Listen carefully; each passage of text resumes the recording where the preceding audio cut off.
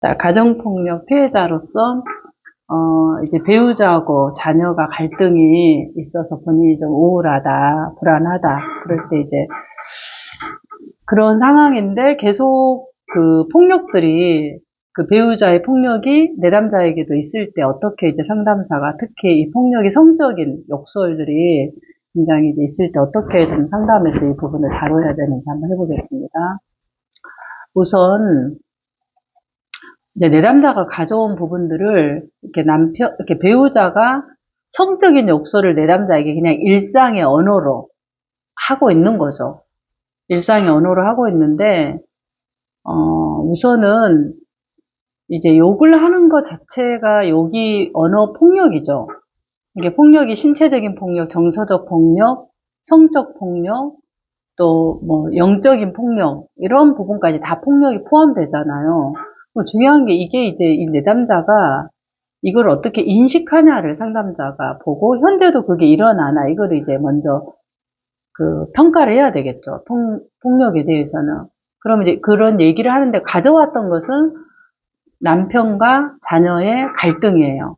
이제 이 갈등의 측면에서 이야기를 하면은 그러면 배우자하고 아들이 갈등을 하게 되면 뭐가 불안하냐고요. 뭐가 불안하고 우울한가 이 지점에 일단 시작을 해야 되겠죠. 그러면 아들이 또 가출항해서 또 가출할까 싶어서 아니면 남편의 폭력이 지속적으로 일어날까 싶어서 그래요. 이렇게 나올 거 아니에요. 그럼 그 폭력이 남편이 배우자가 폭력을 할 때, 나에게, 지금 이 민들레님에게도 하느냐, 이런 부분을 했을 때 할 가능성도 있고, 안 할 수도 있겠죠. 그러면 한다 그러면 이 폭력이 지금도 일어났다면 그 이전에는 어땠냐 그러니까 결혼 전부터 현재까지 20년이 넘은 25년 정도 폭력들이 지속이 되었다 이렇게 보는 거죠. 그럼 이 폭력이 상당히 심각한 거잖아요. 물리적인 폭력도 있었다. 그러면서 지금 현재는 어떤 폭력들이 일어나냐 물어보니까 이제 폭력이 성적 폭력, 성적인 욕설을 하는 언어 폭력인데 욕설이 계속 나오는데 그 욕이 그냥 이 성에 관련된 욕을 직접적으로 하는 그런 폭력이다. 이렇게 할 때 이제 그냥 이건 폭력의 한 부분이에요. 욕을 하는 부분들은 성적인 부분을. 그럼 그걸 들을 때 어떠시냐 민들레님은 그러면 그걸 이제 뭐 배우자가 이렇게 나한테만 그런 게 아니라 강아지한테도 얘기를 하고 이런 얘기를 그냥 일상적으로 그냥 이게 남편의 그런 언어가 그런 것 같다. 근데 실제로 언어가 욕으로 이렇게 막 하시는 분이 있어요. 그냥 입에서 나오는 이야기 욕인 분이 있어요. 저희 어머니도 그러셨는데, 그러니까 그런 분은 그냥 일상의 언어가 그냥 이게 나오는 거죠. 뭐 그럴 때 민들레님은 어떻게 받아들이냐를 물어봐야 돼요. 그 부분은. 그러면 이제 그게 내가 너무 혐오스럽고 너무 힘들고 굉장히 수치심이 느껴진다 그러면 그건 굉장히 타격이 큰 거죠. 그러면 그거를 내가 멈추고 배우자에게 얘기를 해 보셨느냐? 근데 해봤다 그러는데 멈추지 않잖아요. 뭐 어떻게 해봤냐를 물어봐야 돼요. 그냥 말하면 웃으면서 하지마 하지마 하지마 이렇게 한다든지 단호하게 그렇게 얘기하면 내가 굉장히 기분 나쁘다. 특히 이제 성적인 이런 부분들에 대한 그 부분들은 뭐 거의 협박 수준이잖아요. 굉장히 수치심을 주고 이제 그런 것들은 단호하게 그런 얘기 하면은 안 했으면 좋겠다.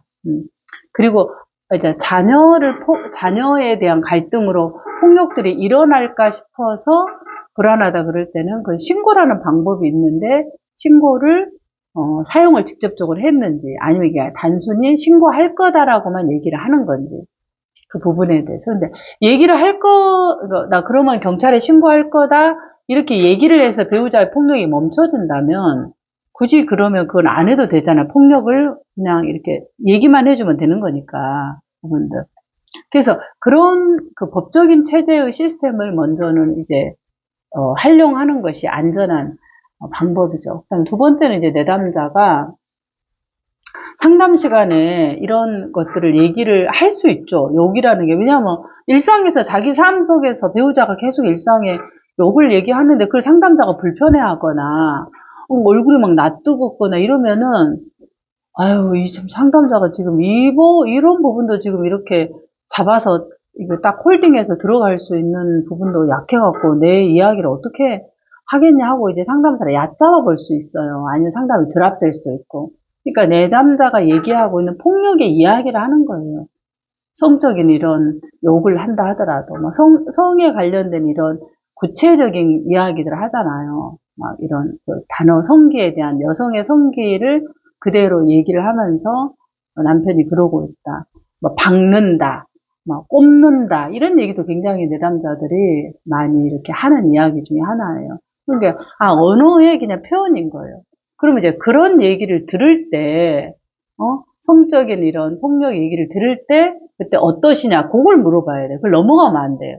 어떠시냐? 그리고 그걸 남편한테 어떻게 얘기를 했느냐? 구체적으로. 동물들한테도 얘기한다. 동물들 바라보면서, 쟤는 왜 이렇게, 그 뭐라 그러나, 성기 이게 뭐, 이렇게 뭐라 그러나, 이게 크냐? 왜 이렇게 얘는 뭐, 이러냐고. 모든 이야기가 성적인 외설로 이야기를 하는 거죠.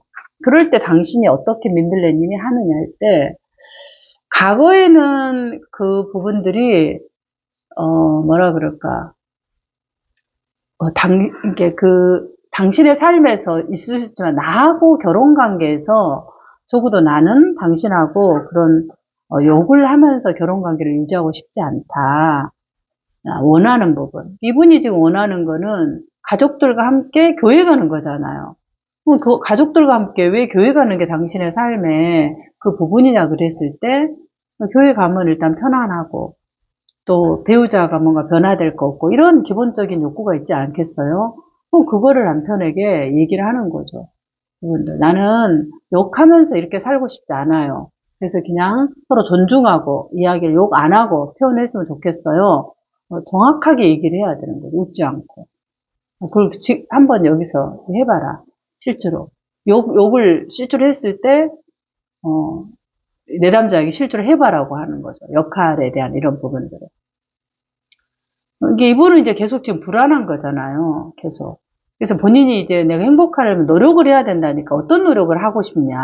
그럴 때 지금 말한 신고하는 거, 두 번째 남편에게 단호하는 거. 남편이 일단 멈추니까. 교회 가는 것도 얘기하는 거죠. 그러면 같이 교회 가서 내가 사람들하고 바람을 피우는지, 사람들하고 어떻게 하는지 당신이 옆에서 봐라. 그렇게 얘기를 하는 거죠.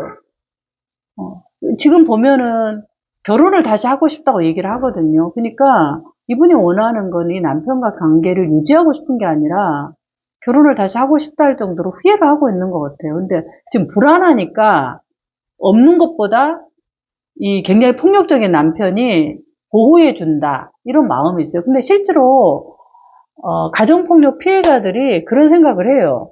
그러니까 남편이 무섭고 너무 무섭고 싫은데 이렇게 무섭고 싫은 굉장히 폭력적인 남편 옆에 있는 게 다른 사람들로부터 나를 지켜준다라는 생각을 하고 있어요. 그런 부분은 좋은 것 같아요. 이렇게 얘기를 오히려 피해자들이 많이 해요. 이런 부분은 고졸이라 대졸하고 상관없어요. 전문직에 계신 분도 이렇게 생각을 해요. 그러니까 이거는 심리적인 거죠. 불안하니까. 다른 사람들이 나를 함부로 하지 않는다. 그럼 누가 그러냐면 교회에서도 뭔 사람들이 뭐라고 합니다. 남편이 한번 딱 얘기를 하면 사람들이 다 꼬리를 내리고 아무 얘기 안 한다. 어떤 뭔가 이렇게 아파트에서도 내가 뭔가를 할 때도 남편이 한번 얘기하면 사람들이 무서워서 더 얘기를 한다. 그런 부분에서 나를 지켜주는 거다. 이렇게 생각하고 약간 어떤 힘에 대한 보호자로 생각하는 것이 상당히 많아요. 이게 뭐냐면 불안해서 그러거든요. 본인이 잊고 싶은 두려움이 남편한테 맞았을 때라고 얘기를 하지만 반면에 또 한쪽에서 뭐예요? 나를 지켜준다는 거죠. 그 정도 불안한 거예요. 상담에서 뭘 해야 되냐면 내가 이 불안을 다룰 수 있는 힘을 갖게 하는 거예요. 진짜 당신이 원하는 게 뭐냐? 남편이고 뭐고 다 놔뒀을 때 당신이 원하는 게 뭐냐? 그래서 이제 이 원하는 거를 하도록 하는 거죠. 원하는 게. 어렸을 때도 아버지가 화내고 폭력하고 차별이 심한 거 싫었잖아요. 그래서 집을 가출해서 나왔는데 아빠하고 똑같은 사람을 만났어요. 그러니까 본인이 얼마나 불안하겠어요. 그래서 이제 내가 불안하지 않고 나를 지킬 수 있는 부분들, 지킬 수 있는 어떤 것이 있다면 어떤 거겠냐. 이제 그렇게 해서 그 방법들을 찾아보는 거죠. 지금 아들의 가출에 대한 부분은 후차적인 거예요. 부분들. 실제로 아들하고 이렇게 아이가 이제 뭔가 갈등이 있을 때 가출을 하잖아요. 그러면 어떻게 하면 내담자도 갈등이 있을 때 가출을 했어요. 어렸을 때. 아버지의 폭력으로부터 가출을 했어요. 그러면은 아버지의 폭력으로부터 내가 가출하지 않고 하는 방법이 만약에 있었다면 어떤 방법이었겠나? 아버지. 직접 얘기를 하는 거죠. 경찰에 신고하든가. 하지 마세요, 폭력. 절대로 하지 마세요. 폭력. 이렇게 사실 맞대응해서 할 수 있었죠. 그 형제들이. 형제들이 몇 명이야, 지금.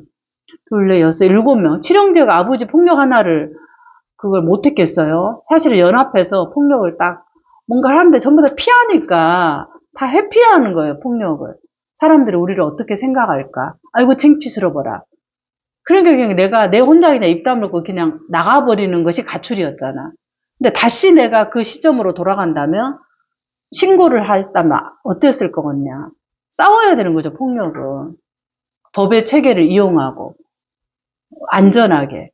근데 그렇게 한 걸 지금도 똑같이 내가 하고 있는 거죠. 그래서 오히려 이제 내가 이런 부분에서 동일하게 불안한 부분들에 대해서 내가 경제적인 부분에 힘이 없기 때문에 폭력하는 남편을 수용하고 살아야 되는 그보다 그것도 한 방식이야. 그 방식은 불안한 사람들이 가질 수 있는 방법일 것 같다. 이게 잘못됐다기보다는 힘이 없는 사람은 당연히 힘이 있는 사람을 의존할 수밖에 없죠. 어린애와 같으니까. 그렇다면 당신이 진짜 원하는 게 뭐냐? 그럼 내가 내 경제적인 삶을 갖추는 거예요. 경제적인 삶을 남편한테 의존하지 않고. 경제적인 삶을 갖추기 위해서 내가 불안하지 않는다면 어떤 부분이 있겠느냐. 그래서 이제 내가 하고 싶었던 것을 하는 거죠. 배워보고, 자격증을 따고, 공부를 하고. 그것 자체가 힘이 생기면은 이 폭력에 대해서 대항하는 힘이 생기는 거죠. 그래서 이제 가정폭력 피해자들이 그런 이제 그 폭력의 구조 안에서 그냥 이 구조 안에 길들여지는 거예요. 그리고 나한테도 다른 방법이 없다고 생각하는 거죠. 그래서 이제 그런 방법들을 국가에서 가져갈 수 있도록 하는 것이 필요할 거라고 보아집니다.